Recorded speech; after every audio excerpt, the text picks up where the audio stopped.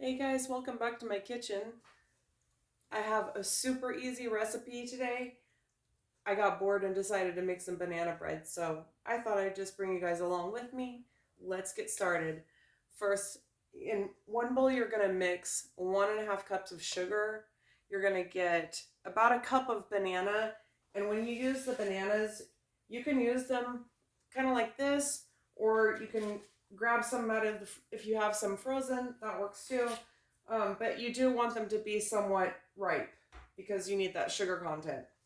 So with the sugar and banana, you're also going to do a 1/2 cup of oil, 2 eggs, and then I almost forgot I got a 1/4 cup of water to add there. So I'm just mixing all of my wet ingredients together. This is really, you could just do this in one bowl and just start with all of your wet ingredients, get it all nice and combined. Do this before you get to the flour because we don't want to overmix the flour. Okay, that's good.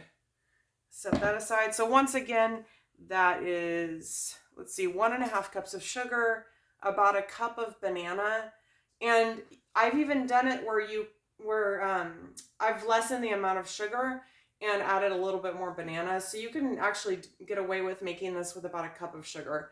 But I'm just going to go with the standard recipe that I've had for a long time.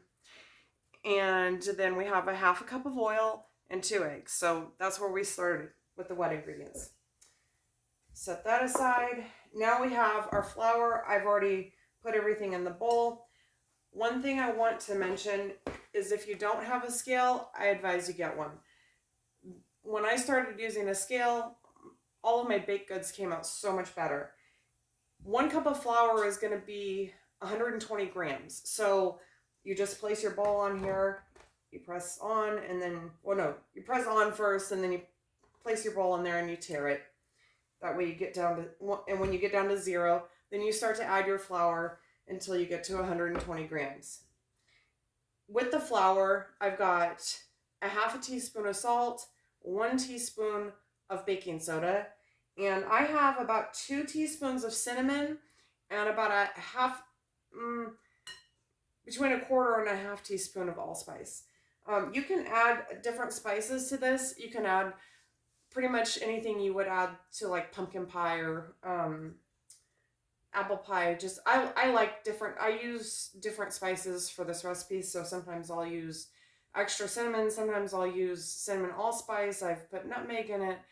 You can use a little bit of cloves. Don't do too much on the cloves because it's very powerful. So you're just going to whisk all of this together. You don't really need to sift this.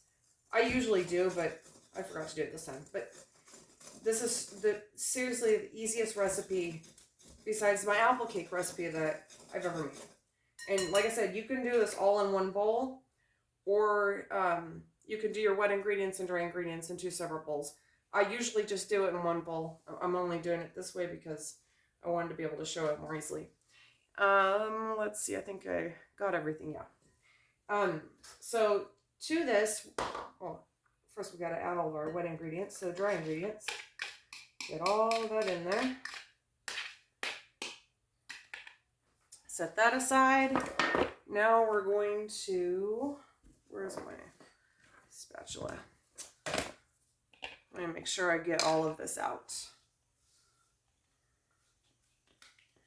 Oh, and before you start this, you need to preheat your oven to 350 degrees. And grease and flour to loaf pans. Excuse me. To this, I'm also going to add a 1/2 cup of walnuts, but I'm going to mix this up a little bit first. So we don't want to overmix it. Just get in there and get it mixed until it's combined. And after you get this mixed up, then we can get the walnuts in there. Just makes it a little bit easier to mix up. Once everything is incorporated together, you'll want to stop. It's a very, very easy recipe. It's going to make 2 small loaves. I have 2 different size loaf pans. I'll show them in just a moment. So that's looking pretty good. I'm going to add my walnuts. They're chopped up pretty good. You don't want them chopped up too fine. And you can do this with or without walnuts. I suppose you could add pecans if you want. That'd probably be pretty good. I've always used walnuts though. I've had this recipe for a very long time. An old friend of mine gave it to me as a gift inside of a recipe book where you handwrite recipes inside of it. I've had this since I graduated high school. It was a long time ago.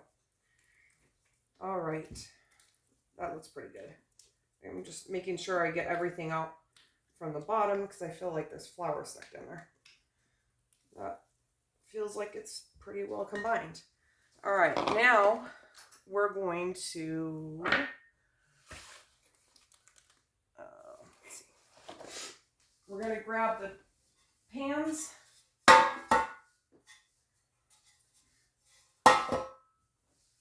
Okay, so I have 2 different size pans. I've had these pans for a long time. You can see they're well seasoned. I also have this pan. So this one's much smaller. This one seems to work best for these for this particular recipe. Excuse me. I used to use these all the time to make it. The loaf, it comes out just fine, but it's a short loaf. So the height of it is just not very tall. If you have larger pans, I would double the recipe and divide it into 3 loaves. That's what I've done when I use the larger pans. So if you've only got 2 loaf pans, just set aside some of the batter and make a 3rd loaf when you're done. But you would need to double the recipe to do that. So we're going to go ahead and get this divided. You can use your scale. Oh, one thing that I thought of, and I didn't do, but I just thought of it after I already put my ingredients in. If you want to weigh your bowl so you know exactly how much it weighs, once the batter is all incorporated, is all made, you could put the batter, you could weigh this, and then you know exactly how much to divide in half if you want to get, if you want it to be perfectly even. But it's not that big of a deal. I just eyeball it. I'm not going to get too particular about it. So I'm going to go ahead and, let's see.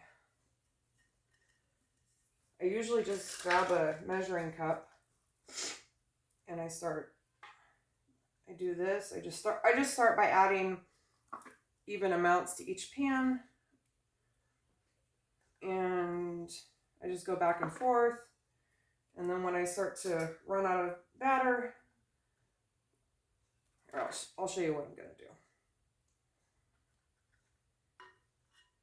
Try not to make a big mess like I'm making. All right.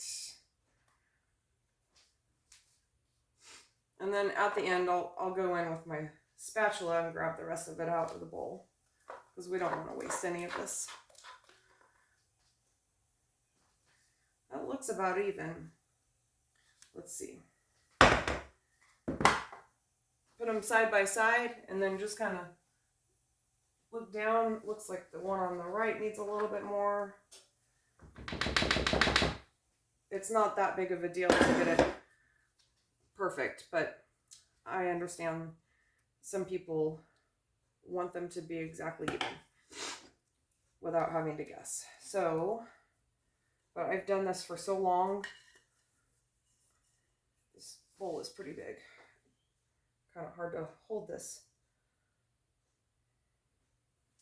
And make sure you grease and flour not just the bottom, but also the sides all the way up, because you want this to come out real easily. You could also use parchment paper.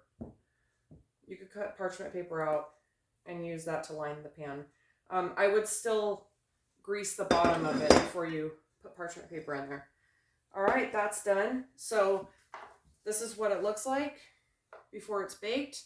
We're going to go in at 350 degrees for about 40 minutes. I'm going to go ahead and get these going, and I'll come back as soon as they're done. I'll let you know exactly how long this took. Be right back. Okay, we're back. Well, it wasn't way before. before, but it's We Now. I have my taste tester with me. This is my husband, Louis. And this is how the bread is supposed to look when it's done. It cooked for exactly 45 minutes. And you want to just insert a toothpick, make sure it comes out clean. I think the fryer is good. Oh, it's good. We're cooking some other stuff for dinner right now. So just, just make sure the toothpick comes out clean and let it cool for at least 15 to 20 minutes until you can touch the pan. And then,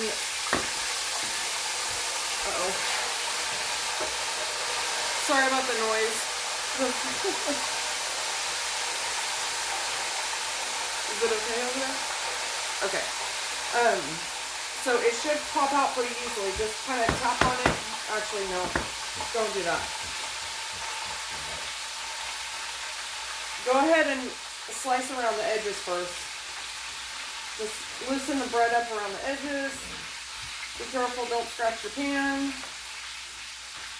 You could use a spatula for this too. That's what I usually use.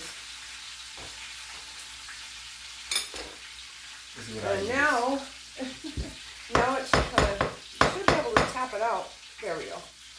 And there we go. And then this, you want it to cool because if you slice into it when it's too hot, it tends to fall apart more. So just go ahead and start slicing it and let's give it a taste test. You want butter on yours? Yeah, a little bit butter. This is great for adding to a gift basket. This makes a really good gift. Make some other goodies to go with it and make a whole gift basket. And it's really, really simple. And it's a good way to use up bananas that you're going to toss away. You want to try it? This sounds looking to be eaten. Let's see. Oh, good. Real good. Yep. Yeah. If you don't make that face, you did it wrong. I'm glad you like it. It shouldn't last in the morning. Next. It better last till the morning. Oh my god, this is so good. Alright. Well, that's about the end of that. I'll be back for some more stuff. Make sure you subscribe and like the video. Have a good day.